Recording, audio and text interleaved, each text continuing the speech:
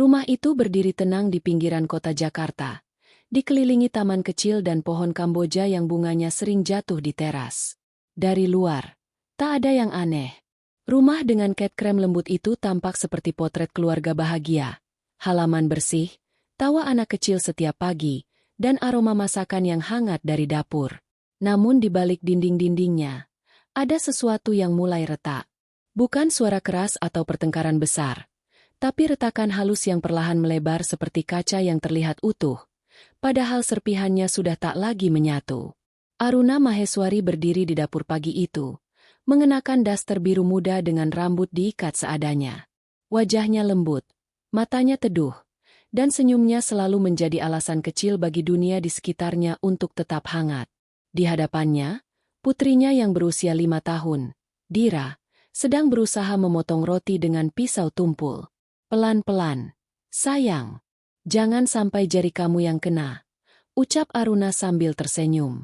Dira mendongak, pipinya belepotan selai stroberi. Mama, nanti papa sarapan gak? Katanya tadi malam papa rapat sampai pagi. Aruna terdiam sejenak. Ia menatap piring di meja, satu piring sudah disiapkan. Roti panggang masih hangat, dan kopi hitam baru diseduh. Suaminya belum keluar dari kamar. Biasanya, kalau sudah lewat pukul 7, Adrian akan terburu-buru ke kantor sambil menegur ringan mengapa kopi belum siap. Tapi pagi ini sepi. Beberapa menit kemudian, Adrian muncul di ambang pintu. Ia tampak rapi, dengan kemeja putih yang baru disetrika dan dasi biru gelap yang membuatnya terlihat lebih muda dari usia 32. Ia hanya menatap sekilas ke arah meja makan, lalu menoleh ke ponselnya. "Sudah sarapan, Mas?" tanya Aruna dengan suara hati-hati, seperti seseorang yang mencoba menjaga nada agar tak terdengar terlalu berharap. Adrian menatapnya singkat, lalu tersenyum kaku. "Nggak sempat.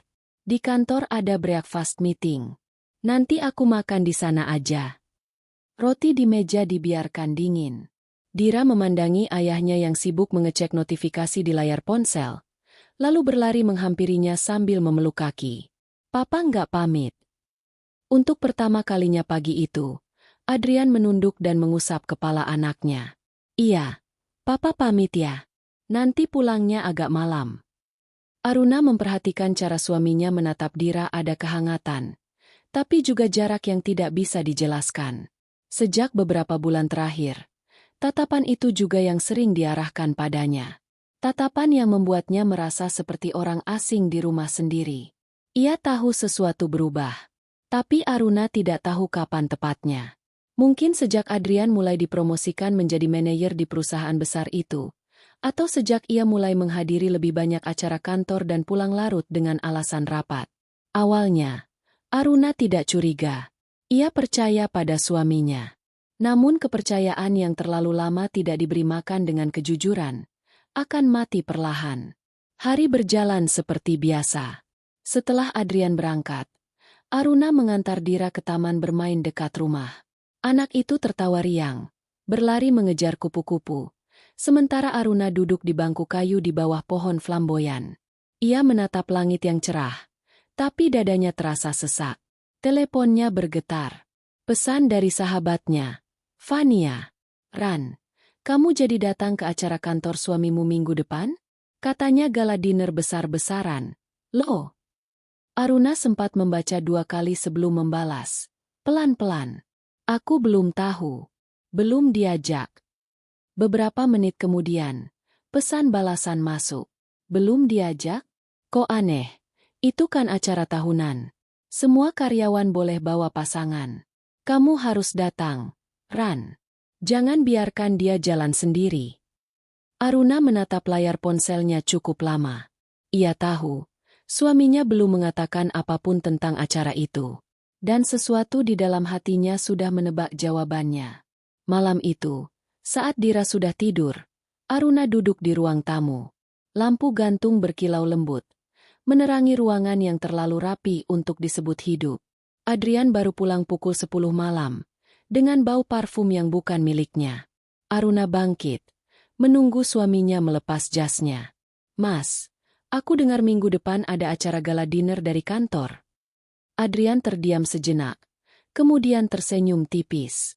Iya, acara tahunan perusahaan. Kenapa? Aku cuma tanya. Aku perlu siapkan gaun.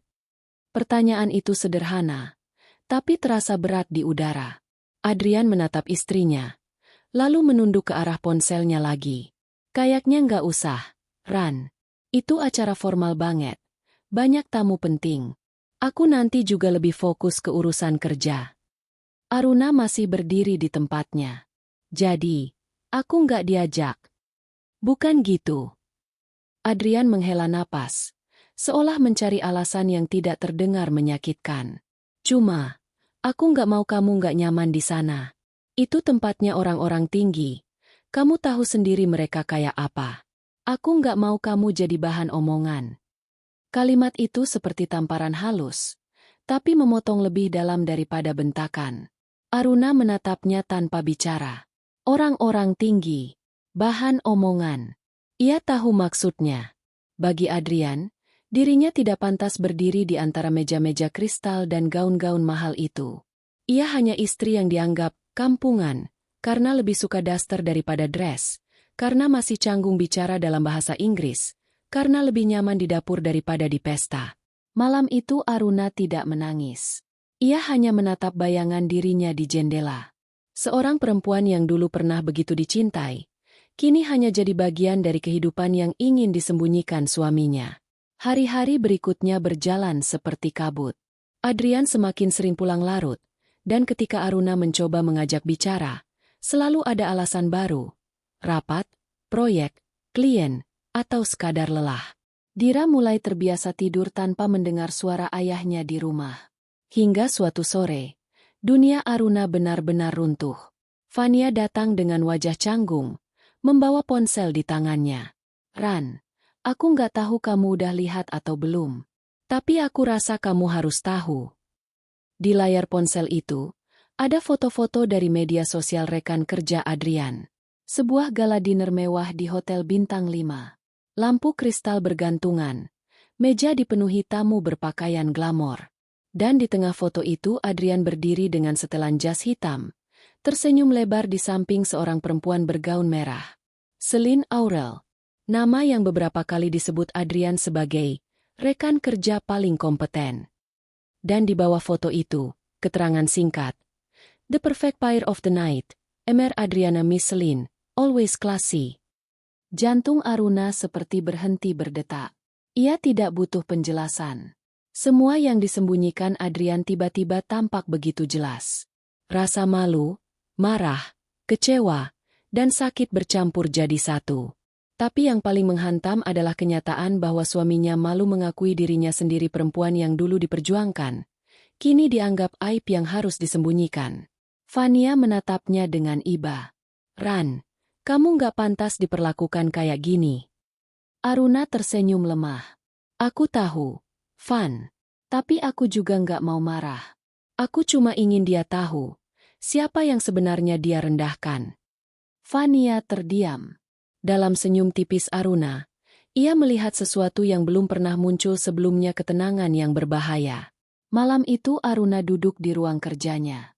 Di meja kayu tua, tersimpan map hitam dengan lambang Maheswari Group, perusahaan besar yang diwariskan padanya sejak ayahnya meninggal 3 tahun lalu. Selama ini, ia hanya menjadi pemegang saham pasif, mempercayakan semua pada direktur utama, Nathan Wijaya. Ia membuka map itu perlahan. Di dalamnya ada laporan akuisisi terbaru tercantum dengan jelas bahwa Maheswari Group baru saja membeli sebagian besar saham Pratama Group, perusahaan tempat Adrian bekerja. Matanya menatap nama perusahaan itu lama sekali. Lalu tersenyum kecil. Teleponnya bergetar. Nama yang muncul di layar. Nathan Wijaya. Ran. Suara Nathan tenang di seberang sana. Kabar tentang akuisisi sudah resmi hari ini. Aku rasa kamu sudah tahu siapa yang bekerja di sana. Aku tahu, jawab Aruna pelan. Aku tahu kamu tidak suka melibatkan urusan pribadi dengan bisnis. Tapi kali ini, mungkin kamu harus hadir sendiri di acara perusahaan itu minggu depan. Dewan direksi ingin kamu perkenalkan diri sebagai pemilik baru. Aruna menutup mata. Dalam kegelapan pikirannya, Ia bisa melihat wajah Adrian dan Selin berdiri di tengah kerumunan gala dinner, tertawa bangga seolah dunia milik mereka. Perlahan, ia membuka matanya lagi. Suaranya terdengar mantap, dingin, tapi elegan. Aku akan datang. Nathan diam sejenak sebelum menjawab. Kau yakin? Ya, tapi bukan sebagai istri Adrian Pratama, katanya, tersenyum tipis. Aku akan datang sebagai Aruna Maheswari. Malam semakin larut. Aruna berdiri di depan cermin, menatap pantulan dirinya sendiri.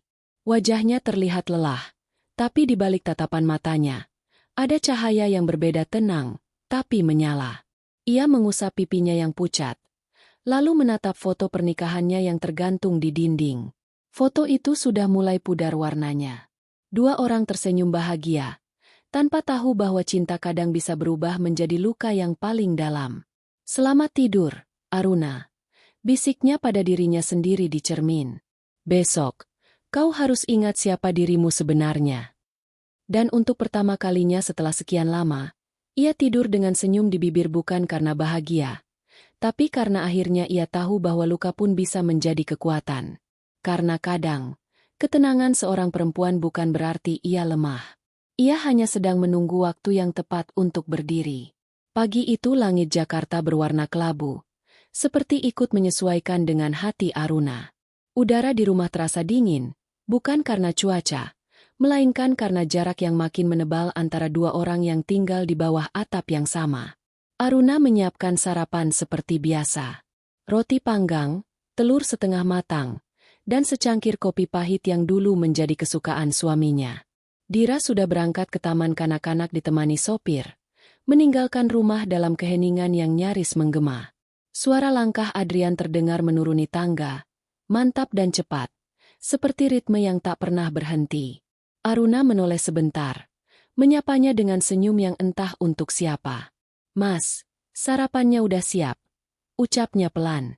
Adrian tidak menatapnya, hanya duduk sambil membuka ponsel dan membaca sesuatu dengan ekspresi tegang. Ia menjawab seadanya. Nggak usah repot, Ran. Aku udah makan di jalan aja nanti. Jawaban itu menimpa udara dengan berat.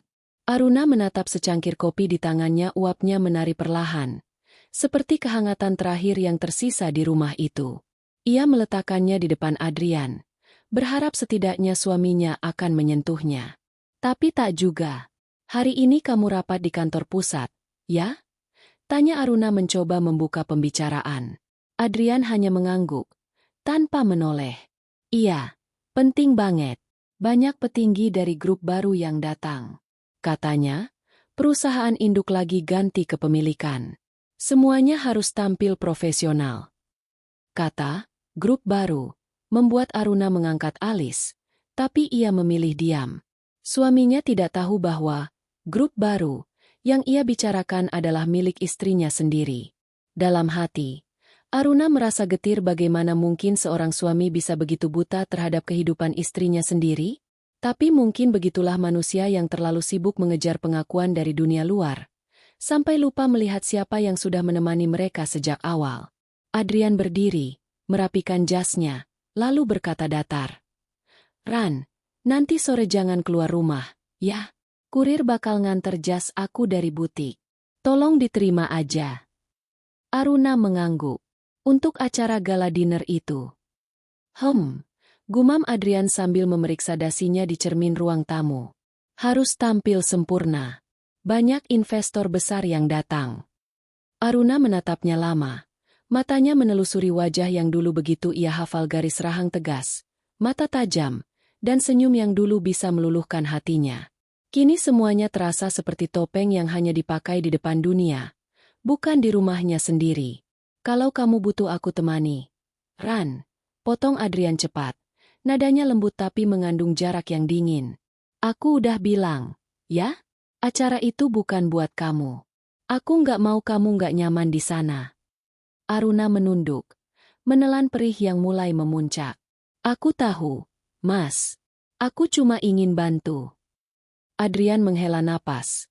Kali ini sedikit kesal. Kamu itu terlalu polos. Ran, dunia bisnis nggak seindah yang kamu kira. Orang-orang di sana bukan tipe yang ngerti hal-hal sederhana kayak kamu. Lalu ia pergi. Suara pintu tertutup meninggalkan gema yang memantul di dada Aruna. Ia berdiri di tengah ruang makan, menatap kursi kosong di depannya. Satu-satunya yang tersisa hanyalah aroma kopi yang perlahan mendingin. Sore harinya, saat menerima paket dari kurir, Aruna sempat melihat label butik di kotaknya. Celine Atelier. Ia terdiam beberapa detik. Nama itu tidak asing. Celine Aurel. Nama yang sudah menempel di pikirannya seperti noda yang tidak bisa hilang. Ia mencoba tersenyum, menandatangani tanda terima, lalu meletakkan kotak itu di ruang tamu. Tapi begitu kurir pergi, jari-jarinya gemetar. Ia tahu ini bukan kebetulan. Butik milik Celine memang terkenal di kalangan sosialita, tapi Adrian tidak pernah suka belanja online. Apalagi untuk hal remeh seperti jas. Jadi mengapa ia memilih butik itu? Aruna menatap logo, Celine Atelier, di kotak itu cukup lama. Dalam diam, ia merasakan hatinya mulai menebal oleh sesuatu yang asing, bukan marah, bukan sedih, tapi kesadaran. Kesadaran bahwa mungkin, cintanya sudah lama tidak lagi tinggal di hati Adrian. Ia membuka ponselnya, menelusuri media sosial. Di sana, foto-foto Celine bertebaran. Wanita itu selalu tampil sempurna. Rambut disanggul elegan, bibir merah delima, pakaian yang menggoda tapi tetap berkelas. Dan di salah satu unggahannya, Celine menulis caption, "Kadang kebahagiaan datang dari tempat yang tak terduga. Terima kasih sudah membuatku percaya lagi." Tidak ada nama, tidak ada tagar. Tapi Aruna tahu. Ia mematikan layar ponsel, menatap bayangannya di jendela. Sekilas, ia melihat wajahnya sendiri pucat, polos, dan lelah. Lalu tiba-tiba ia tersenyum tipis. Ada sesuatu yang berubah dalam senyum itu. Beberapa hari berlalu. Adrian semakin jarang pulang. Setiap kali ia datang, aroma parfum yang asing selalu melekat di bajunya. Dira mulai bertanya-tanya kenapa ayahnya tidak lagi membacakan dongeng sebelum tidur. Dan Aruna selalu menjawab dengan alasan yang sama. Papa lagi sibuk kerja. Satu malam, Aruna sedang duduk di ruang tamu sambil menatap lampu gantung. Dira sudah tidur, dan rumah kembali sunyi. Suara pintu depan terbuka pelan, diikuti langkah kaki yang hati-hati. Adrian masuk, berusaha tidak menimbulkan suara. Tapi Aruna sudah menunggunya. "Mas," panggilnya tanpa menoleh. Adrian berhenti di tempat, sedikit terkejut. "Belum tidur? Aku nunggu kamu." Aruna berdiri, mendekat. "Aku cuma mau tahu satu hal. Kamu masih cinta sama aku?" Pertanyaan itu begitu sederhana, tapi meluncur seperti pisau yang menembus keheningan. Adrian terdiam cukup lama sebelum menjawab. "Ran, kamu capek ya? Jangan mikir aneh-aneh. Aku cuma lagi sibuk." Aruna menatapnya tajam, mencari sedikit kejujuran di mata suaminya. Tapi yang ia temukan hanyalah kebohongan yang terlalu rapi untuk dibantah. "Sibuk dengan siapa, Mas?" Adrian menarik napas panjang. "Ran, aku nggak mau ribut.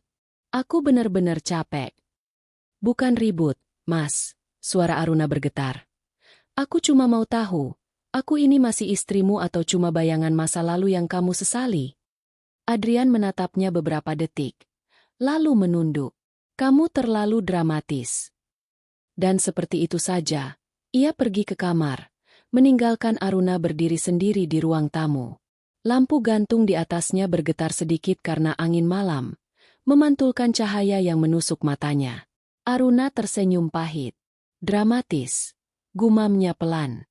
"Mungkin memang begitu caraku bertahan." Keesokan harinya, Nathan menelepon. Suaranya tenang tapi terdengar khawatir. "Ran, aku tahu aku nggak seharusnya ikut campur urusan pribadi kamu, tapi aku dengar dari tim keuangan suamimu, Adrian Pratama, ada di antara nama-nama manajer yang akan bertemu dengan Dewan Direksi minggu depan. Itu berarti dia akan bertemu denganmu." Aruna terdiam, menatap lembar dokumen di mejanya. Logo Maheswari Group tercetak di bagian atas, begitu jelas. "Aku tahu," jawabnya pelan. "Kamu mau tetap hadir?" Tentu. Aruna menatap keluar jendela. Matanya menembus langit abu-abu yang mulai memudar. Dia harus tahu siapa yang sebenarnya dia remehkan. Nathan terdiam di seberang. Aruna, kamu yakin sanggup? Aruna tersenyum tipis. Aku sudah cukup lama hidup sebagai istri yang dipandang sebelah mata.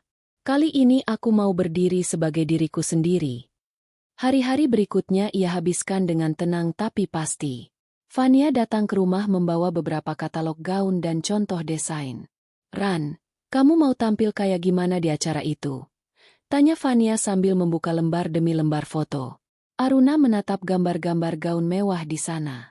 Aku mau sesuatu yang sederhana tapi anggun. Aku nggak mau tampil untuk membalas dendam. Fan. Aku mau mereka tahu. Aku tidak perlu berteriak untuk menunjukkan siapa aku. Fania menatapnya lama. Lalu mengangguk. Kamu berubah, Ran. Aruna tersenyum. Mungkin aku baru sadar. Selama ini aku hidup menunggu seseorang untuk menghargai aku. Padahal yang harus aku lakukan adalah menghargai diriku sendiri. Malam itu, setelah Fania pulang, Aruna kembali ke kamar. Di meja riasnya, foto pernikahannya masih berdiri tegak. Ia menatapnya lama, lalu memindahkannya ke dalam laci. Sudah cukup, bisiknya pelan. Ia duduk di tepi ranjang, mengambil ponselnya, dan membuka pesan dari Nathan. Undangan gala dinner resmi sudah dikirimkan ke semua manajer, termasuk Adrian. Kau akan diperkenalkan di akhir acara. Aruna mengetik balasan singkat. Terima kasih, Nathan. Aku akan datang. Lalu ia meletakkan ponsel di meja, menatap langit-langit kamar yang mulai gelap. Dalam diam, ia merasakan hatinya menjadi lebih ringan, seolah beban bertahun-tahun mulai luruh. Mungkin memang begini caranya luka berubah menjadi kekuatan.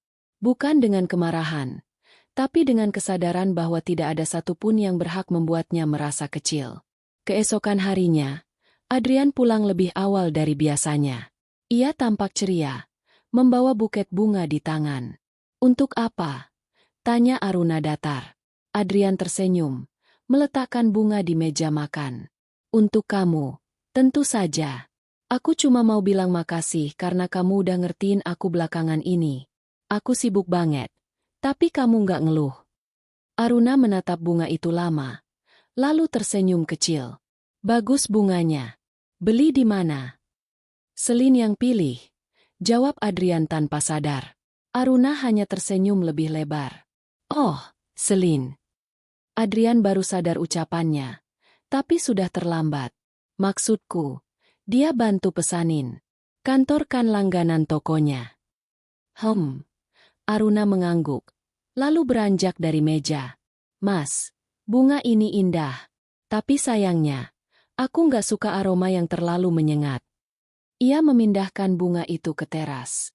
Adrian menatapnya dengan ekspresi bingung, tapi Aruna tak menjelaskan apa-apa lagi.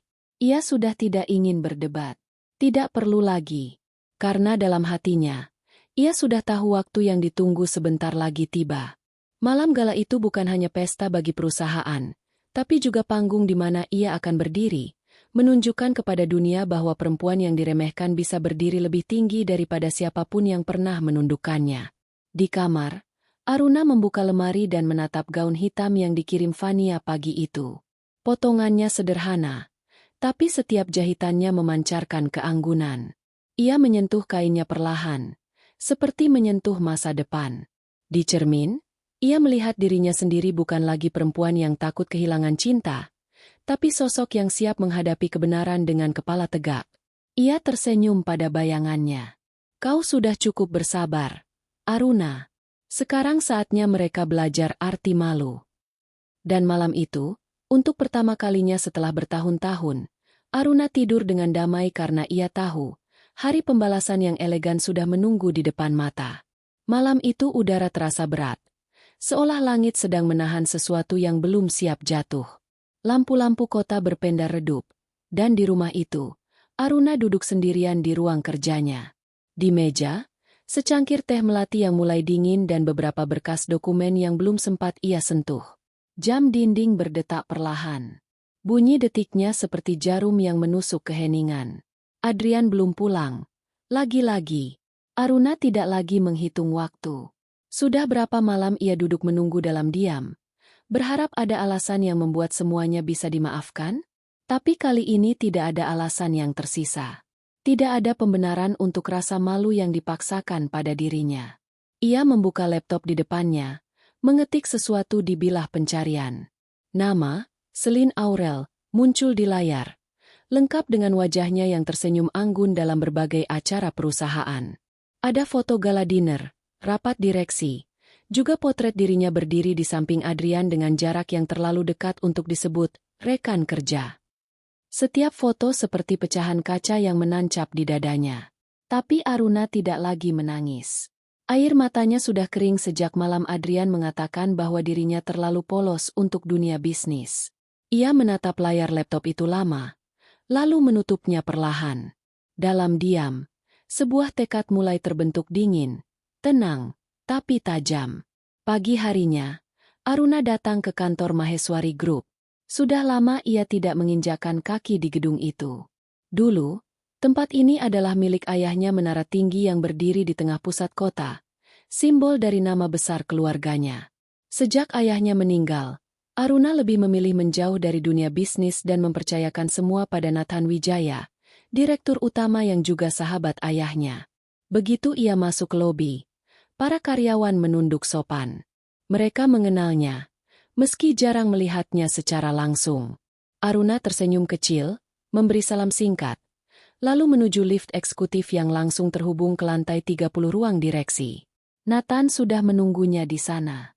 Pria itu berusia sekitar 30-an akhir, berwajah teduh dengan gaya yang selalu rapi tanpa terlihat berlebihan. "Ran," sapanya lembut. "Akhirnya kamu datang juga." Aruna tersenyum tipis. "Aku pikir sudah saatnya." Nathan mengangguk, lalu menyerahkan sebuah map hitam. Semua dokumen akuisisi sudah final.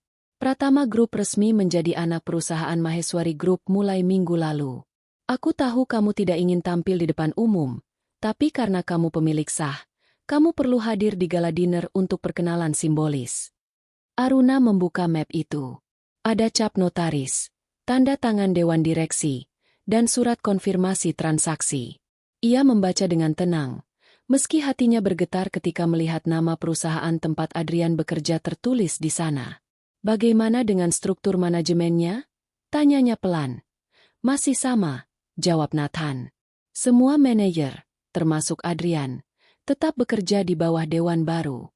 Tapi nanti setelah pengumuman resmi, kamu bisa menentukan siapa yang tetap dan siapa yang tidak."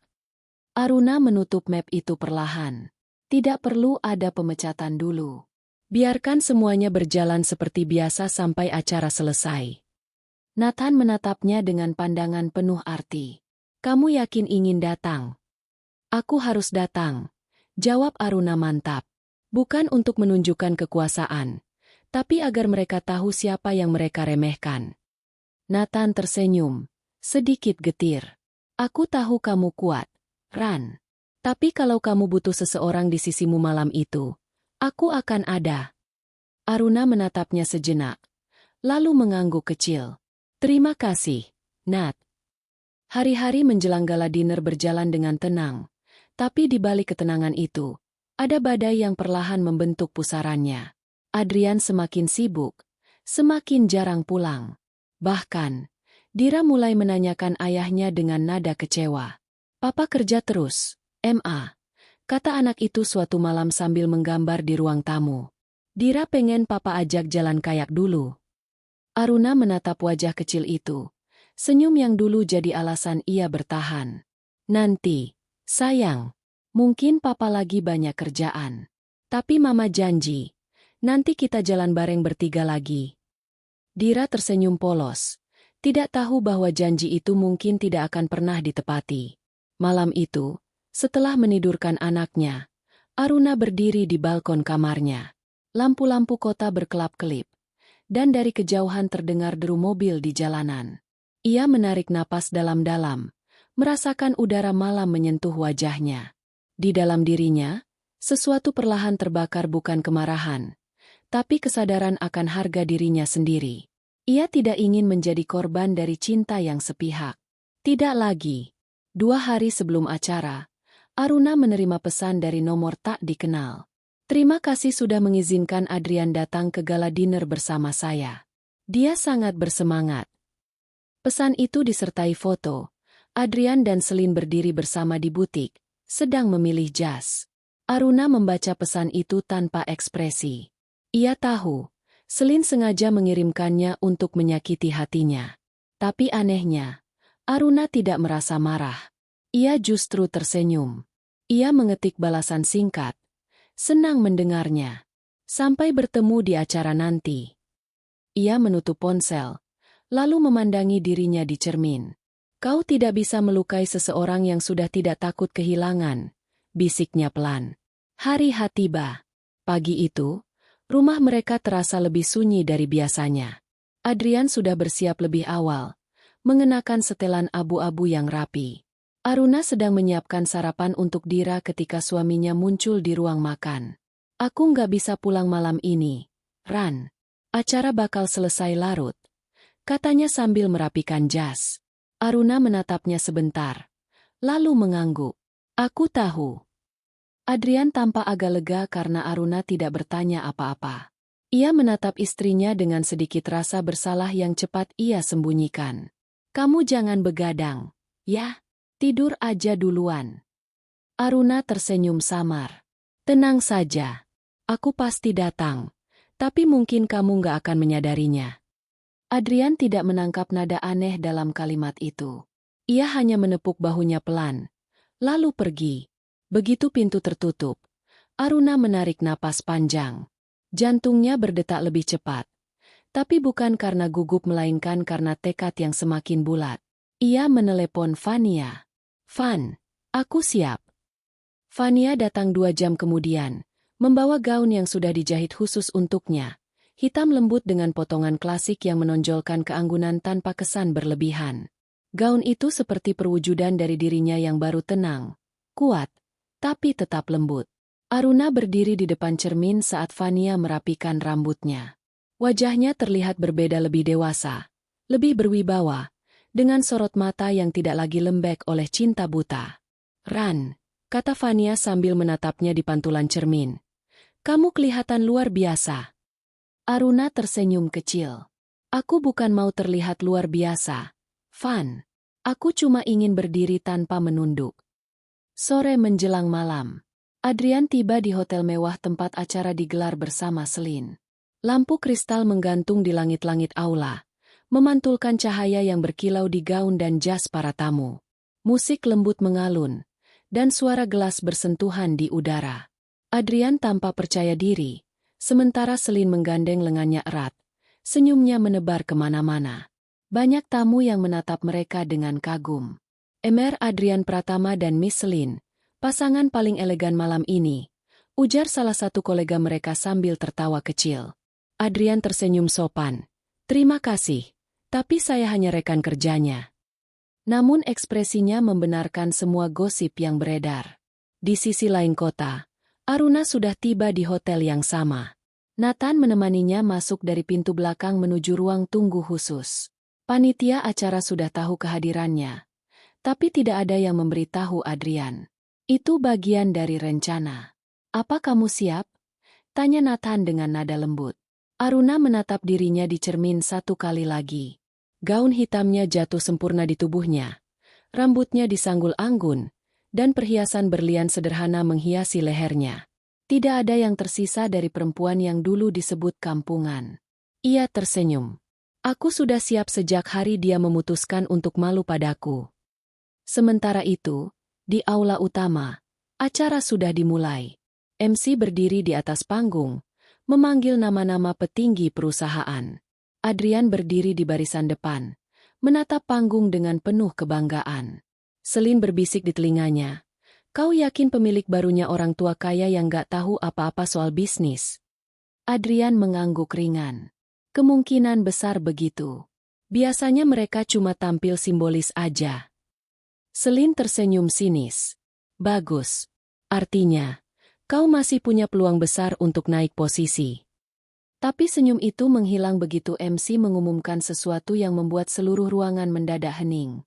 Hadirin sekalian, dengan bangga kami perkenalkan sosok luar biasa di balik kesuksesan akuisisi besar ini. Pemilik baru Maheswari Group, perusahaan induk dari Pratama Group yang akan memberikan sambutan malam ini, Ibu Aruna Maheswari. Waktu seakan berhenti. Nama itu menggema di aula, bergulir di udara seperti gema petir di langit yang tenang. Semua kepala menoleh ke arah pintu utama. Dan di sana, Aruna melangkah masuk dengan anggun. Musik berhenti. Bisik-bisik mulai terdengar. Para tamu menatapnya dengan takjub. Gaun hitam sederhana tapi elegan. Wajah tenang, mata yang tajam namun lembut. Ia bukan sekadar tampil indah. Ia hadir dengan wibawa yang menundukkan ruangan. Adrian terpaku. Wajahnya kehilangan warna. Selin menggenggam lengannya kuat-kuat. Tapi Adrian tak bergerak. Aruna berjalan perlahan menuju panggung. Langkahnya tenang tapi mematikan. Ia tidak mencari mata Adrian. Tidak pula menatap Selin. Tapi setiap langkahnya adalah peringatan bagi keduanya. Ketika ia tiba di mikrofon, senyum tipis menghiasi bibirnya. Selamat malam. Suaranya tenang, lembut, tapi mengandung kekuatan yang sulit dijelaskan. Terima kasih atas sambutan yang hangat. Aku tahu, banyak dari kalian tidak mengenalku. Tapi malam ini, aku ingin mengucapkan terima kasih karena berkat kerja keras kalian semua, Maheswari Group bisa berdiri di posisi ini. Ia berhenti sejenak, menatap ke arah Adrian. Sekilas, pandangan mereka bertemu. Kadang, lanjutnya pelan, orang lupa bahwa di balik keberhasilan, ada banyak hal kecil yang diremehkan. Tapi justru hal-hal kecil itulah yang membuat fondasi kokoh.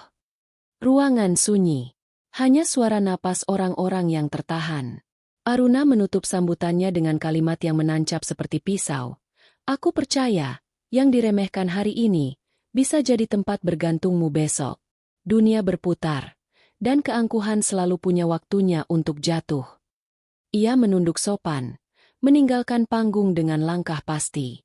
Adrian menatapnya. Matanya kosong. Selin menunduk. Wajahnya pucat. Dan malam itu, tanpa perlu amarah, tanpa perlu teriakan, Aruna berhasil membakar harga diri mereka dengan satu hal yang tidak bisa dibantah oleh siapapun, kenyataan. Karena balas dendam yang paling anggun bukan dengan menghancurkan, tapi dengan berdiri lebih tinggi dari mereka yang pernah merendahkanmu.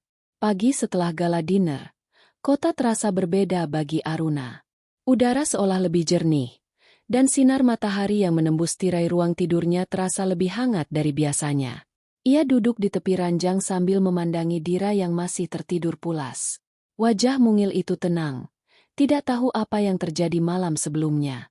Aruna tersenyum lembut, lalu menyibakkan helai rambut anaknya yang menutupi dahi. Kau akan tumbuh dengan tahu nilai dirimu, sayang, bisiknya pelan. Tidak ada yang boleh membuatmu merasa kecil. Ia berdiri, berjalan ke jendela, lalu menatap jauh ke arah langit yang mulai berwarna keemasan. Dalam pantulan kaca, ia melihat dirinya sendiri, perempuan yang dulu sering menunduk kini berdiri tegak dengan mata yang tenang. Di dalam dirinya, ada sesuatu yang berubah selamanya. Bukan hanya tentang Adrian, bukan tentang penghinaan atau pengkhianatan. Ini tentang dirinya sendiri. Tentang perempuan yang selama ini ia sembunyikan di balik kesederhanaan, yang kini perlahan muncul ke permukaan, kuat, berkelas, dan tak lagi takut kehilangan. Berita tentang gala dinner menyebar cepat. Foto-foto Aruna di acara itu beredar di media sosial perusahaan dan beberapa media bisnis. Captionnya memuji keanggunan pemilik baru Maheswari Group, yang menampilkan sosok berwibawa dan elegan. Sementara itu, Adrian menjadi buah bibir. Banyak yang membicarakan wajah kagetnya malam itu.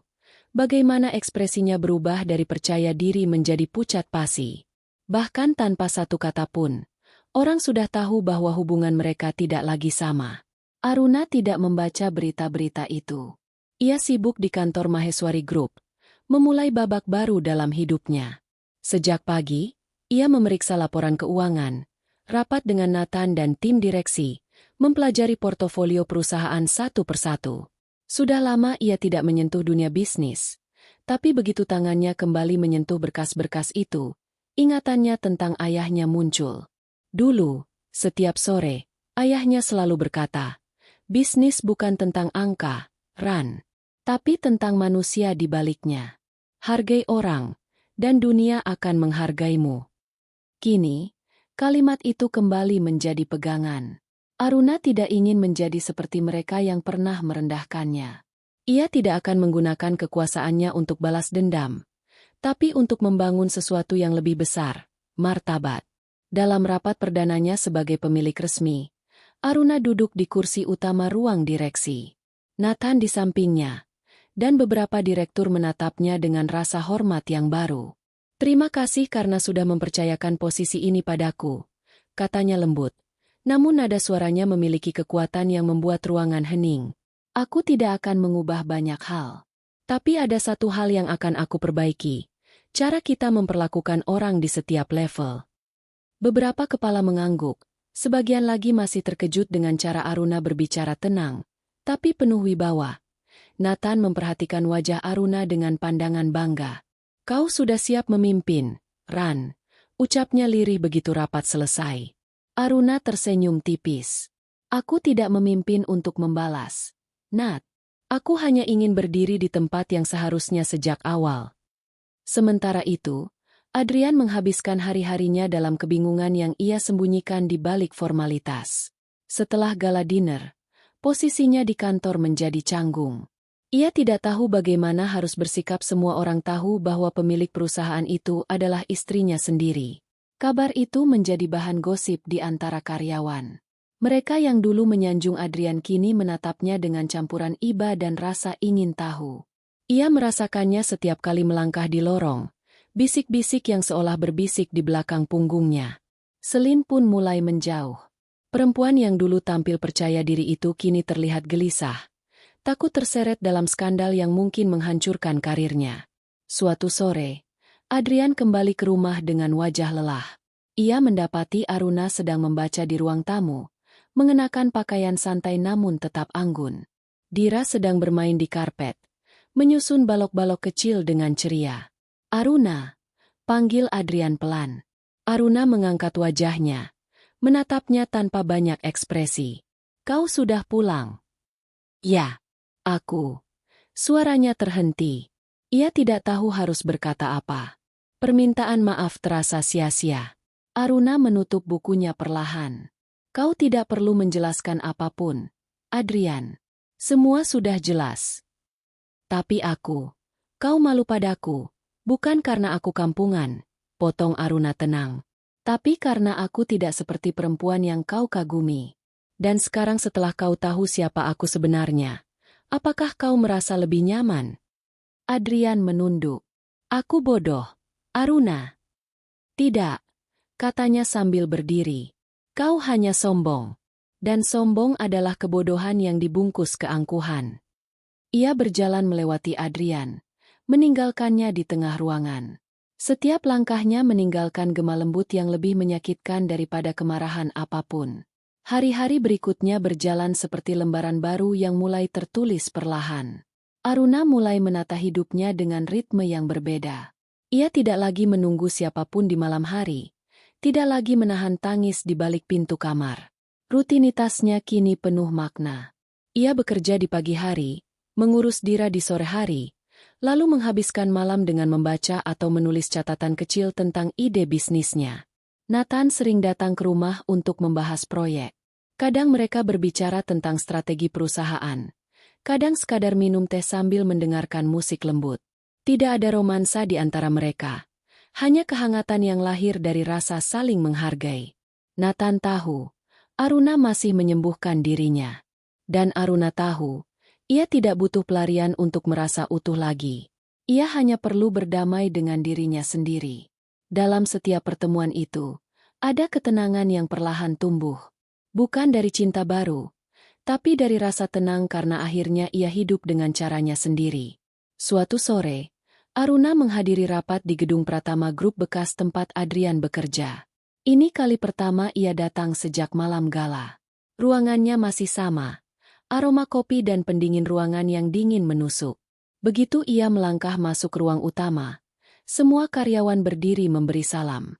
Aruna menatap wajah-wajah itu dengan lembut, lalu berkata, "Duduklah. Aku di sini bukan untuk menilai, hanya untuk mengenal." Ia menyapa satu persatu, mendengarkan laporan dengan tenang. Tidak ada yang menyangka bahwa perempuan yang dulu mereka dengar sebagai istri kampungan, itu kini duduk di kursi tertinggi dengan kewibawaan alami. Di ujung ruangan, Adrian duduk sebagai manajer proyek. Pandangannya tidak pernah berani bertemu dengan Aruna. Saat rapat selesai, Aruna berdiri dan berjalan melewati meja-meja, lalu berhenti di dekatnya. "Kerjamu baik, Adrian," katanya pelan, tapi cukup keras untuk didengar semua orang. "Teruskan." Adrian menatapnya, ingin mengucapkan sesuatu, tapi Aruna sudah melangkah pergi. Di wajahnya tidak ada sisa kebencian, hanya ketenangan yang lebih menyakitkan daripada kemarahan. Beberapa bulan berlalu. Maheswari Group tumbuh pesat di bawah kepemimpinan Aruna. Media mulai menyorot sosoknya sebagai ikon perempuan sukses yang elegan. Banyak artikel yang menulis tentang perempuan yang pernah diremehkan tapi bangkit dengan anggun. Namun bagi Aruna, semua itu bukan tentang citra. Ia hanya ingin memberi contoh. Untuk Dira bahwa seorang perempuan bisa kehilangan banyak hal, tapi tidak boleh kehilangan dirinya sendiri. Ia membeli rumah baru di tepi kota. Rumah dengan taman kecil di mana Dira bisa berlari bebas. Rumah itu tidak megah, tapi penuh cahaya. Setiap pagi, Aruna menyiapkan sarapan untuk anaknya, lalu mengantar Dira ke sekolah sebelum berangkat ke kantor. Hidupnya kini sederhana, tapi tenang. Tidak ada lagi tekanan untuk membuktikan diri kepada siapapun. Kadang, malam-malam sunyi datang lagi, membawa kenangan lama yang berbisik di telinga. Tapi Aruna tidak lagi takut pada kesepian. Ia sudah belajar bahwa sunyi bukan musuh, melainkan cermin. Suatu malam, Nathan datang membawa kabar bahwa Adrian mengajukan pengunduran diri dari perusahaan. Aruna terdiam cukup lama sebelum bertanya. Dia bilang alasannya. Nathan menggeleng. "Tidak, tapi aku rasa dia sudah cukup malu. Dan mungkin, dia ingin memulai dari awal." Aruna memandangi secangkir teh di tangannya. Uapnya menari perlahan di udara. "Biarkan dia pergi, Nat. Setiap orang punya caranya sendiri untuk menebus kesalahan." Nathan menatapnya dengan kagum. "Kau tidak pernah membalas dendam, Ran. Itu yang membuatmu berbeda." Aruna tersenyum kecil. "Aku hanya tidak ingin menjadi seperti mereka. Balas dendam hanya akan membuatku tetap terikat pada masa lalu. Aku sudah melepaskannya." Malam itu, mereka duduk lama di balkon, tanpa banyak bicara. Kota di bawah mereka berkelap-kelip, seperti kumpulan bintang yang jatuh ke bumi. Aruna menatap ke langit, lalu berbisik. "Kadang luka memang tidak perlu disembuhkan. Cukup diterima, supaya tidak menyakitkan lagi." Hari berganti, waktu berjalan. Aruna kini dikenal sebagai sosok yang disegani di dunia bisnis. Setiap langkahnya diperhitungkan, setiap keputusannya membawa dampak besar. Namun di balik semua itu, ia tetap perempuan yang sama mencintai dengan lembut, memimpin dengan hati. Suatu pagi, ketika ia mengantar Dira ke sekolah, anak itu menggenggam tangannya erat. "Mama cantik banget hari ini," katanya polos. Aruna tersenyum. "Terima kasih, sayang." Dira menatapnya lama, lalu bertanya, "Mama kenapa dulu sedih banget waktu papa nggak pulang-pulang?" Aruna terdiam sejenak. "Karena dulu mama lupa siapa mama sebenarnya." Anak itu mengangguk kecil, tidak sepenuhnya mengerti. Tapi Aruna tahu kelak ia akan paham. Ia berdiri di depan pagar sekolah, melihat Dira berlari masuk ke halaman dengan tawa riang. Sinar matahari pagi menyentuh wajahnya. Lembut, hangat, penuh kehidupan baru. Di dalam dirinya, tidak ada lagi dendam, tidak ada lagi amarah. Yang tersisa hanyalah ketenangan bentuk kemenangan paling sejati. Dan di saat itulah Aruna menyadari, transformasi sejati bukan ketika dunia melihatmu berubah, tapi ketika kau sendiri tidak lagi mengenali dirimu yang dulu. Udara malam itu membawa aroma hujan yang tertahan di langit. Awan gelap bergulung di kejauhan, seolah ikut menahan napas untuk menyaksikan malam yang akan menjadi panggung besar bagi takdir. Di pusat kota, cahaya dari menara kaca Maheswari Group berkilauan seperti obor yang menandai kekuasaan baru. Acara malam itu bukan sembarang jamuan makan malam. Gala tahunan Maheswari Group adalah simbol kehormatan tertinggi dihadiri oleh menteri, investor, dan tokoh-tokoh penting bisnis internasional. Tahun ini, acara itu lebih megah dari biasanya karena menandai era baru di bawah kepemimpinan Aruna Maheswari. Sementara seluruh kota membicarakan siapa yang akan hadir, Adrian duduk di kamarnya yang sepi. Jas hitam tergantung di depan cermin, sementara dasinya masih belum disentuh. Ia menatap pantulannya sendiri lama, seperti sedang mencoba mengenali pria yang selama ini hidup dalam ambisinya sendiri. Sejak beberapa bulan terakhir, hidupnya seakan berjalan di bawah bayangan. Setelah mundur dari jabatan manajer, ia bekerja sebagai konsultan lepas, namun tidak ada yang benar-benar berjalan. Banyak pintu yang dulu terbuka kini tertutup rapat. Orang-orang yang dulu menyebut namanya dengan hormat kini menghindar dengan alasan sibuk. Dan malam ini, saat Maheswari Group kembali menggelar acara besarnya, undangan tetap dikirim ke rumahnya bukan untuk dirinya sebagai karyawan, tapi sebagai suami dari Aruna Maheswari. Ia memandangi kartu undangan itu lama. Di atas kertas hitam elegan, nama istrinya tertulis dengan tinta keemasan, Gala Maheswari Group, sebuah malam menghargai keanggunan dan kepemimpinan. Ia menatap nama itu seperti menatap kenangan. Lalu perlahan, ia mengambil jasnya, mengenakannya tanpa banyak berpikir. Ada sesuatu di dalam dirinya yang menolak untuk sepenuhnya menyerah entah apa. Mungkin hanya sisa kesombongan yang belum padam.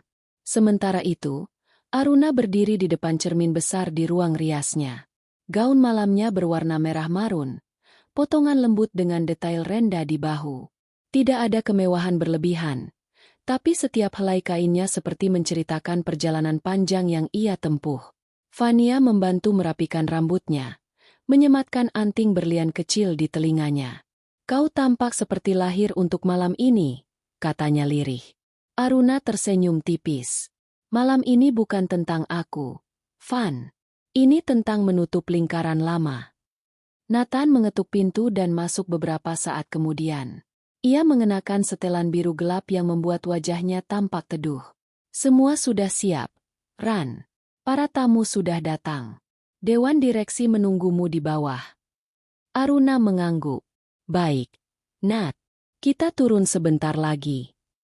Ketika mereka melangkah menuju lift pribadi, Aruna menatap pantulan dirinya di kaca lift. Ia melihat bukan hanya seorang perempuan cantik, tapi sosok yang sudah melewati badai panjang dan kini berdiri di tengah tenang. Lift berhenti di lantai dasar. Saat pintu terbuka, kilatan lampu kamera langsung menyambutnya. Para fotografer dari media bisnis sudah berbaris di karpet merah, memotret setiap langkahnya. Aruna tersenyum sopan, melambaikan tangan, dan berjalan perlahan menuju aula utama yang dipenuhi cahaya kristal. Musik klasik mengalun dari orkestra di panggung. Para tamu berdiri memberi tepuk tangan kecil saat Aruna masuk. Ia menyalami beberapa investor senior, berbincang dengan menteri yang hadir, lalu duduk di kursi utama di tengah ruangan, tepat di bawah lampu gantung terbesar. Malam itu, semua mata tertuju padanya. Adrian tiba beberapa menit kemudian. Tak ada yang menjemputnya di pintu masuk. Tak ada yang menyapanya dengan antusias.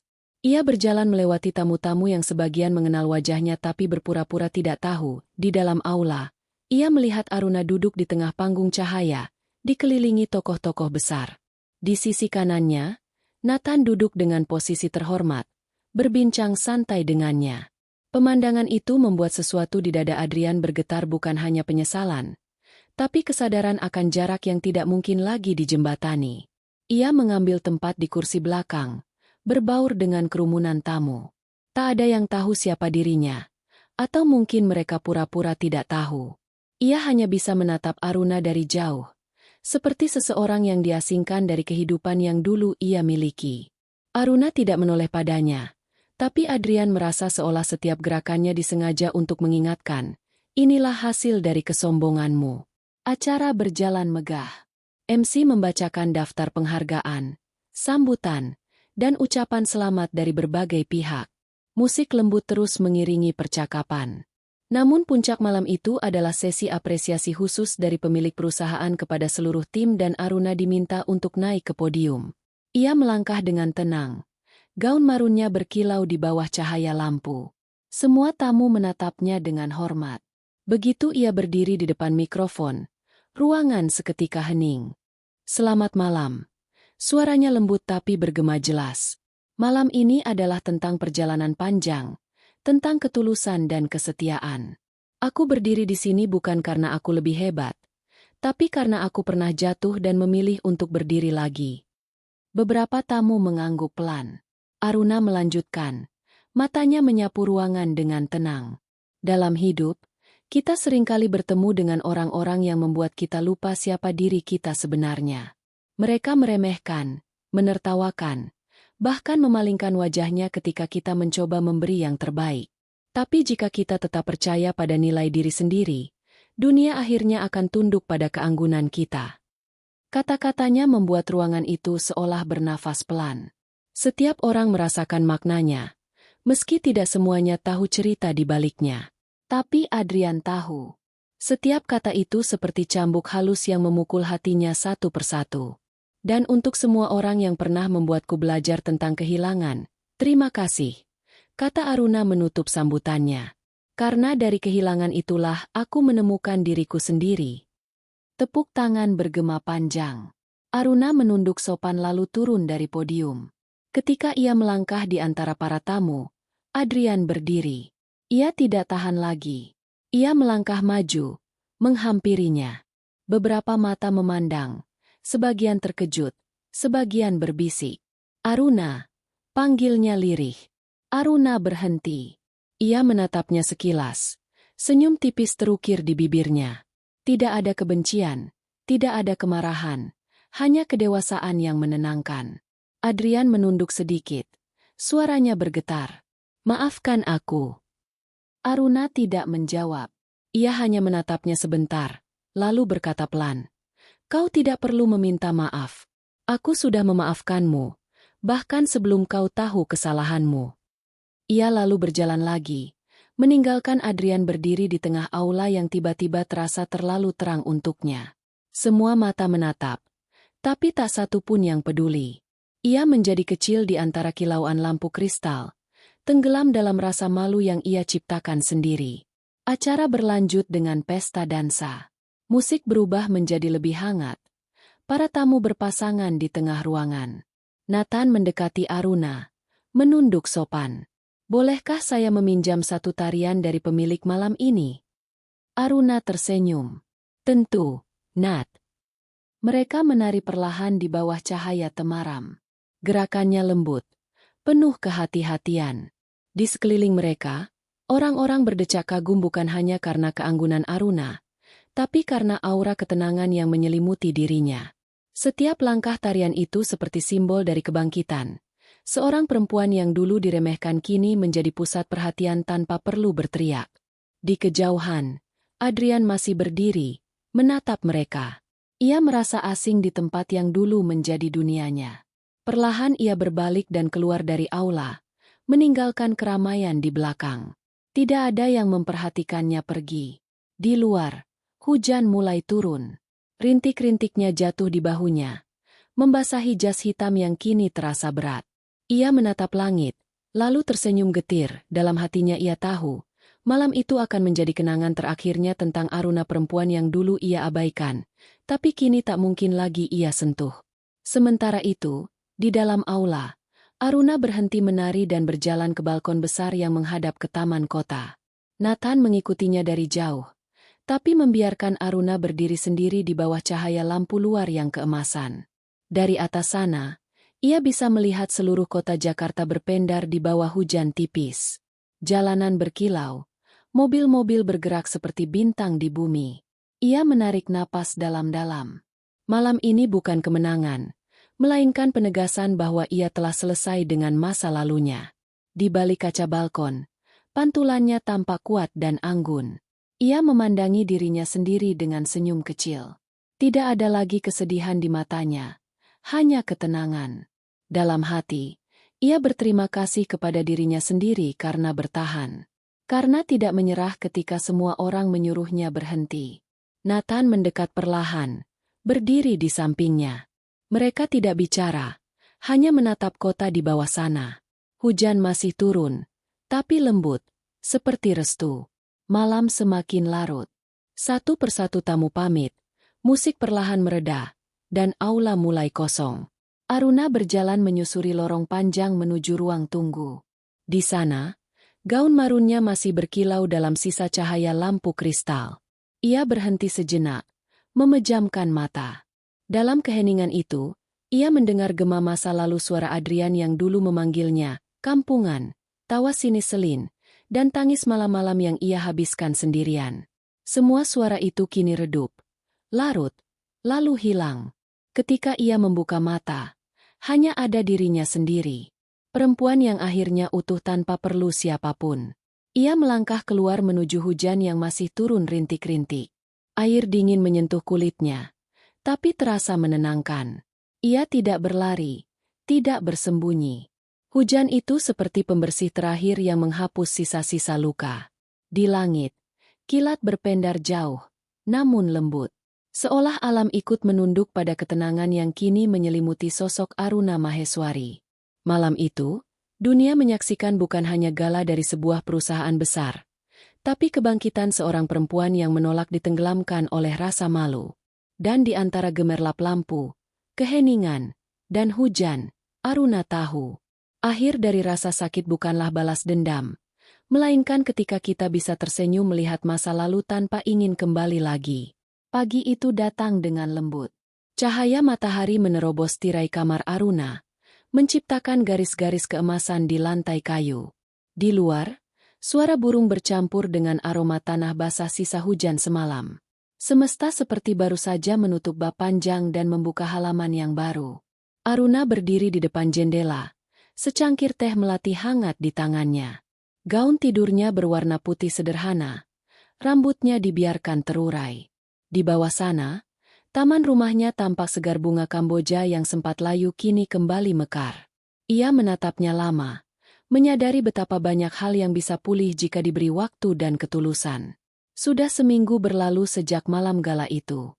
Segalanya berjalan seperti keajaiban kecil yang terencana. Nama Aruna Maheswari kini bukan hanya simbol perusahaan besar, tapi juga inspirasi bagi banyak perempuan.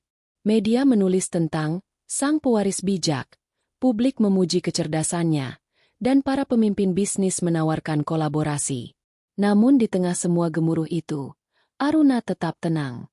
Ia tidak mengejar sorotan, hanya menata langkah dengan diam. Ia tahu, kemenangan terbesar bukanlah saat dunia berlutut, tapi saat hati sendiri merasa damai. Adrian belum muncul lagi sejak malam itu. Ia menghilang tanpa kabar. Mungkin mencoba berdamai dengan dirinya sendiri. Aruna tidak mencarinya. Ia tahu, sebagian hal memang harus dibiarkan pergi agar ruang di hati bisa kembali bernapas. Kadang-kadang, di waktu senja, ia masih teringat masa-masa awal mereka dulu ketika kebahagiaan terasa sederhana, cukup dengan makan malam di dapur kecil, atau tawa Dira yang baru belajar bicara. Tapi kenangan itu tak lagi menyakitkan. Ia kini seperti potret lama yang bisa dikenang tanpa meneteskan air mata. Di atas meja kerja, sebuah foto kecil berdiri di dalam bingkai perak. Dirinya, Adrian, dan Dira ketika Dira berusia 2 tahun. Ia menatapnya sebentar, lalu meletakkannya kembali dengan hati yang tenang. "Terima kasih," bisiknya, bukan pada seseorang, tapi pada masa lalu itu sendiri. Hari itu Aruna memutuskan untuk berkunjung ke kantor pusat Maheswari Group. Gedung itu kini terasa berbeda, lebih hidup, lebih hangat. Para karyawan menyapanya dengan senyum tulus, bukan karena statusnya, tapi karena rasa hormat yang datang dari hati. Di ruangannya, Nathan sudah menunggunya dengan beberapa berkas. Di tangan. "Selamat pagi, Ran. Ini laporan keuangan kuartal terakhir. Angka-angkanya bagus sekali," katanya sambil menyerahkan map tebal berwarna biru. Aruna mengangguk sambil menandatangani beberapa dokumen. "Bagus. Pastikan semua bonus karyawan dibayarkan minggu ini." "Ya." Aku tidak ingin ada yang merasa diabaikan. Nathan tersenyum. Kau tetap seperti dulu, meskipun sekarang posisimu jauh di atas semua orang. Aruna menatapnya. Kita tidak pernah benar-benar di atas siapapun, Nat. Kita hanya diberi tanggung jawab untuk membuat hidup orang lain sedikit lebih ringan. Nathan menatapnya dalam diam. Dalam dirinya, ada kekaguman yang tidak lagi perlu disembunyikan. Aruna telah berubah atau mungkin, justru ia akhirnya menjadi dirinya yang sejati. Mereka berbicara cukup lama, membahas arah baru perusahaan, hingga akhirnya Aruna berkata, "Aku ingin menyiapkan satu program sosial untuk perempuan pekerja di sektor bawah. Aku ingin Maheswari Group punya makna yang lebih luas dari sekadar bisnis." Nathan mengangguk mantap. "Aku akan bantu urus semua detailnya." Aruna tersenyum kecil. "Terima kasih, Nat. Aku tidak akan bisa sampai di titik ini tanpa orang-orang yang percaya padaku ketika aku bahkan tidak percaya pada diriku sendiri." Nathan menatapnya lembut. "Tapi sekarang kau percaya, kan?" Aruna mengangguk pelan. "Sekarang aku percaya." Sore itu, Aruna menjemput Dira di sekolah. Anak kecil itu berlari ke arahnya dengan ransel ungu dan rambut dikepang dua. "Mama!" Aruna jongkok, memeluk Dira erat-erat. Aroma manis dari rambut putrinya membuat hatinya terasa penuh. "Bagaimana hari ini, sayang?" Dira tersenyum lebar. Dira dapat bintang emas. Guru bilang Dira pintar menggambar rumah. Aruna tertawa kecil. "Wah, hebat sekali anak mama." Mereka berjalan bergandengan tangan ke mobil. Di sepanjang jalan, Dira bercerita tanpa henti tentang teman barunya, tentang kucing sekolah yang melahirkan, tentang langit sore yang katanya mirip permen kapas. Aruna mendengarkan semuanya dengan hati penuh syukur. Ketika mereka tiba di rumah, Dira langsung berlari ke taman, sementara Aruna duduk di teras, menikmati pemandangan senja. Langit berwarna jingga, burung-burung melintas, dan angin sore membawa suara tawa anaknya dari kejauhan. Hidup terasa sederhana lagi, seperti dulu, tapi kini dengan lapisan kedewasaan yang berbeda. Tidak ada lagi luka yang mengintai di balik tawa. Tidak ada lagi rasa takut ditinggalkan. Yang tersisa hanya ketenangan yang tumbuh dari penerimaan. Beberapa hari kemudian, seorang tamu tak terduga datang ke rumah Aruna. Pengawal di depan pintu memberitahu bahwa ada seseorang yang ingin menemuinya, pria berpakaian sederhana, dengan mata lelah namun penuh kesungguhan. "Adrian." Aruna menatapnya dari beranda. Ia tampak lebih kurus, rambutnya agak berantakan, tapi sorot matanya kali ini jujur tidak lagi menyembunyikan kebanggaan atau rasa bersaing. Mereka duduk di taman, di antara aroma melati yang sedang mekar. Suasana sunyi beberapa saat. Hanya suara daun dan burung sore yang terdengar. Adrian membuka suara perlahan. "Aku tidak datang untuk mengganggumu, Ran. Aku hanya ingin bilang, aku akhirnya paham." Aruna tidak menjawab. Ia menatap air kolam kecil di depan mereka, melihat pantulan langit sore yang tenang. "Aku paham bahwa selama ini aku malu bukan karena kau kampungan," lanjut Adrian. Suaranya serak. "Aku malu karena aku sendiri kosong. Aku berusaha menutupi ketakutanku dengan kesombongan. Dan aku kehilangan semuanya." Aruna menatapnya dengan tenang. "Kita semua pernah takut, Adrian. Tapi yang membedakan kita adalah bagaimana kita belajar dari ketakutan itu." Adrian menunduk. "Aku tidak minta kembali. Aku tahu aku sudah kehilangan hak itu. Aku hanya ingin kau tahu. Aku menyesal." Aruna menarik napas panjang. "Menyesal itu hal baik, asal tidak terlalu lama di sana. Kalau kau benar-benar ingin berubah, hiduplah dengan cara yang lebih baik dari kemarin." Adrian mengangguk perlahan. "Aku akan mencoba." Mereka terdiam lagi. Lalu dari dalam rumah, suara tawa Dira terdengar, tawa murni anak kecil yang belum tahu apapun tentang kerumitan hati orang dewasa. Adrian menoleh sebentar. Matanya berkaca. "Dia tumbuh jadi anak yang luar biasa," katanya lirih. Aruna tersenyum kecil. "Ya, karena ia belajar mencintai dari hal-hal sederhana." Adrian berdiri, menatap Aruna lama sebelum akhirnya berkata pelan, Terima kasih sudah membiarkanku bicara. Selamat tinggal, Ran. Aruna hanya mengangguk. Ia tidak menahannya, tidak memintanya tinggal. Karena kali ini, perpisahan bukan luka melainkan bentuk akhir dari kedewasaan. Ketika Adrian berjalan pergi, langkahnya tidak lagi tergesa. Seolah ia tahu bahwa dengan meninggalkan tempat itu, ia juga meninggalkan versi dirinya yang lama. Malamnya, Aruna duduk di balkon dengan secangkir teh. Bulan menggantung bulat di langit. Sinarnya lembut menyelimuti seluruh taman. Nathan menelepon hanya untuk memastikan semuanya baik-baik saja, dan Aruna menjawab dengan suara tenang. Ya, semuanya baik. Setelah panggilan berakhir, ia menatap langit lama-lama. Di dalam dirinya, ada kelegaan yang tak bisa dijelaskan dengan kata-kata. Semua sudah selesai. Tidak ada lagi dendam. Tidak ada lagi penyesalan. Hanya rasa syukur karena semuanya akhirnya menemukan tempatnya. Hujan tipis turun lagi malam itu. Aruna tidak masuk ke dalam rumah. Ia tetap di balkon, membiarkan air membasahi wajahnya. Setiap tetes hujan terasa seperti doa yang jatuh perlahan dari langit, menghapus sisa-sisa gelap di sudut hatinya. Dalam hati, ia berbisik, "Aku sudah pulih. Aku sudah sampai." Beberapa bulan kemudian, Maheswari Group meluncurkan program baru, Sri Kandi Mandiri, sebuah inisiatif untuk memberdayakan perempuan desa agar memiliki keterampilan ekonomi. Program itu menjadi sensasi nasional, bukan hanya karena kesuksesannya, tapi karena filosofi di baliknya. Kekuatan perempuan yang tumbuh dari luka dan keberanian untuk bangkit. Aruna berdiri di atas panggung sederhana di desa pertama yang menerima bantuan. Di hadapannya, puluhan perempuan tersenyum sambil membawa anak-anak mereka. Ia berbicara tanpa naskah, dengan suara lembut tapi penuh keyakinan.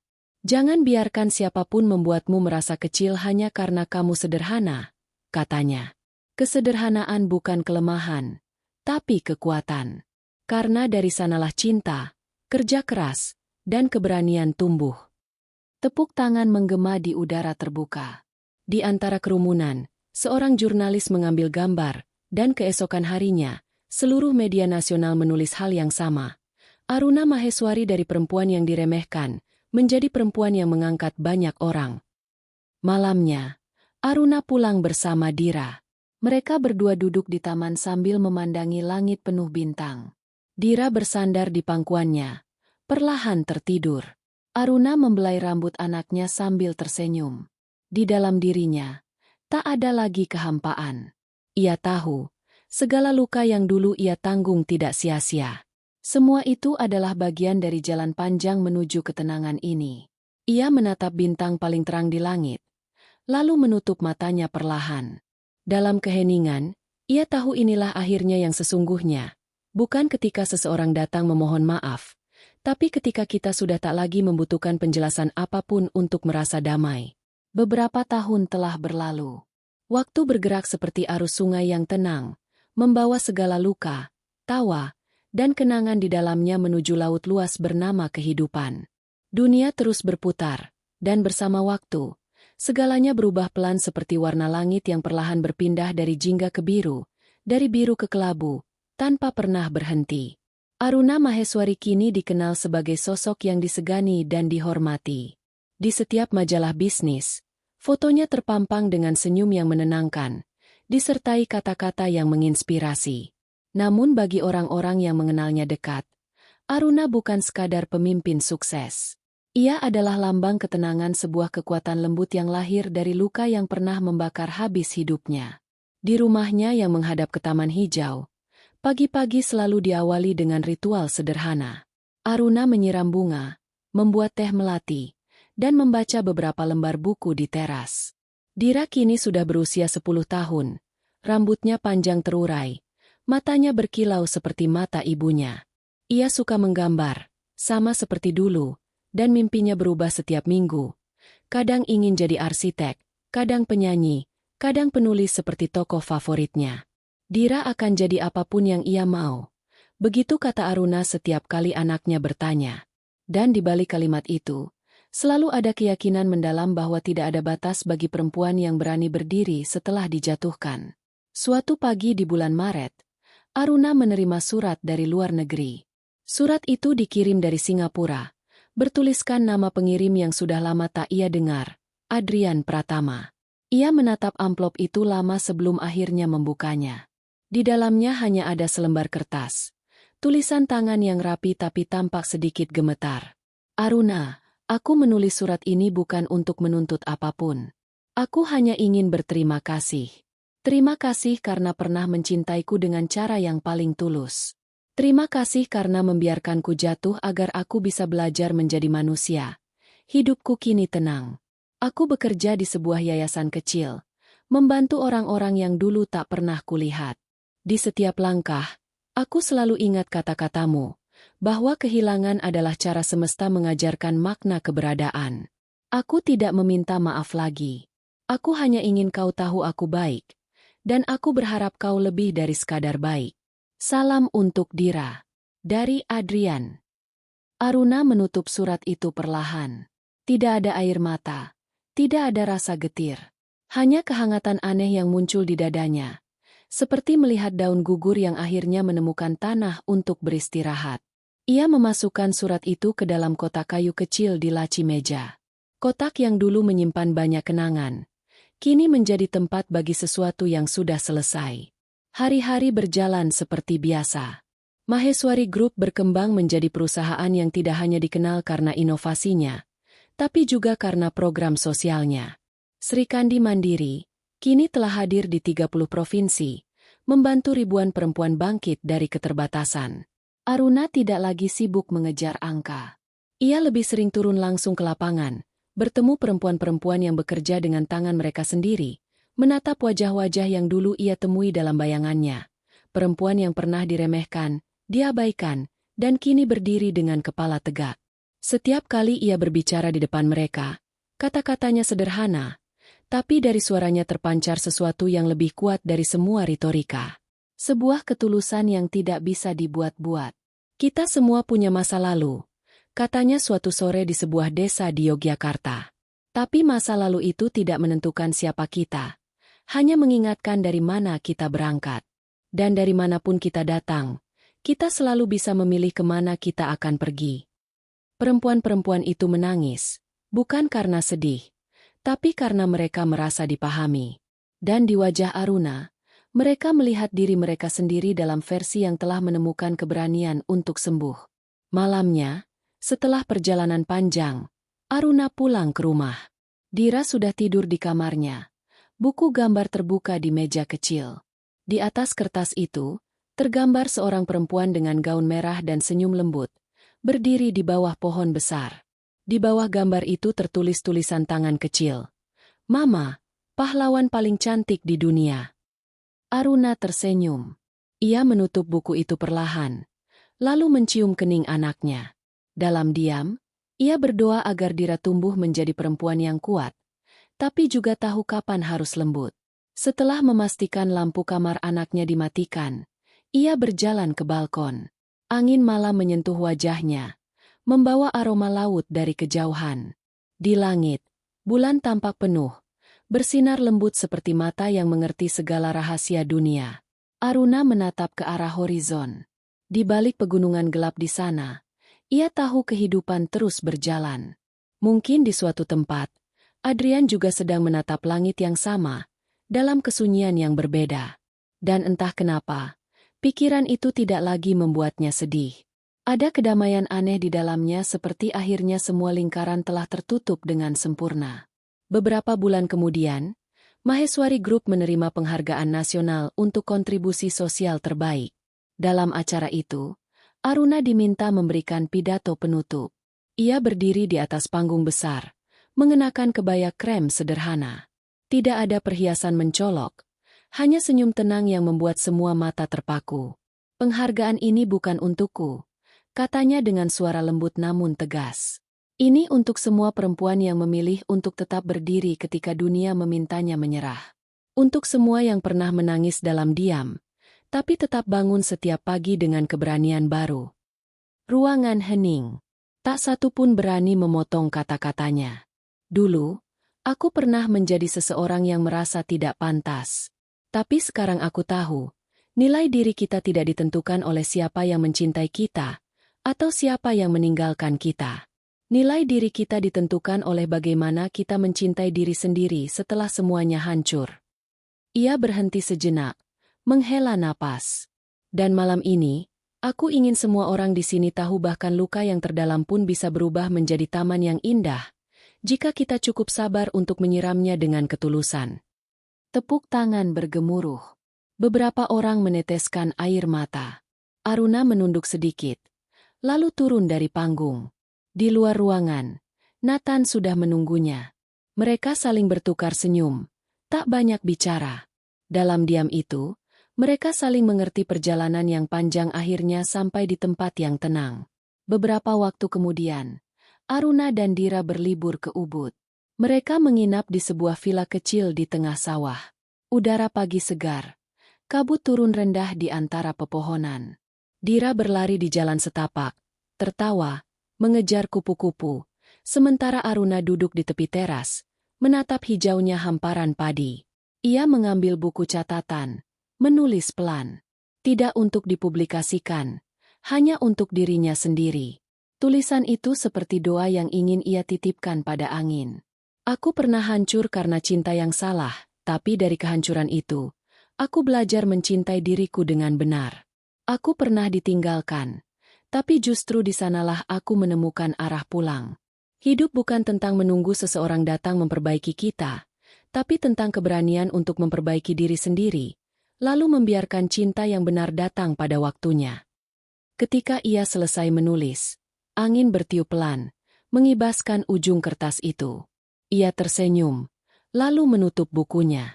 Di kejauhan, Dira berteriak memanggilnya. "Mama ah, lihat pelangi." Aruna berdiri, berjalan ke arah anaknya. Di langit, benar ada pelangi yang membentang sempurna di antara dua bukit. Warnanya lembut, tapi nyata seperti simbol kecil dari kehidupan yang terus memberi harapan. Ia memeluk Dira dari belakang. Keduanya menatap pelangi itu lama. "Cantik, ya, Ma." "Iya, sayang." Pelangi datang setelah hujan. Sama seperti kita. Dira menatap wajah ibunya dengan bingung. "Maksud Mama?" Aruna tersenyum. "Suatu hari nanti kau akan mengerti." Matahari sore menuruni cakrawala, menyinari sawah yang berkilau. Aruna berjalan perlahan di jalan setapak. Dira berlari di depannya. Rambutnya berkibar tertiup angin. Langit berubah warna dari emas menjadi ungu, dari ungu menjadi biru tua. Dunia seperti menarik napas panjang sebelum tidur. Dan di tengah keheningan itu, Aruna berhenti, menatap sekeliling.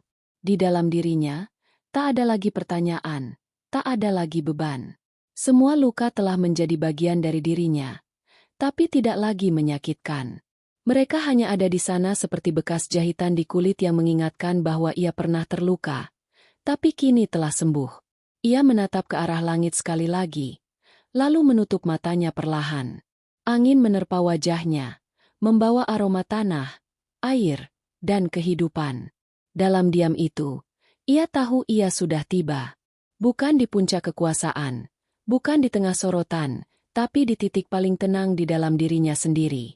Dan di bawah langit yang tenang itu, Aruna Maheswari akhirnya benar-benar pulih.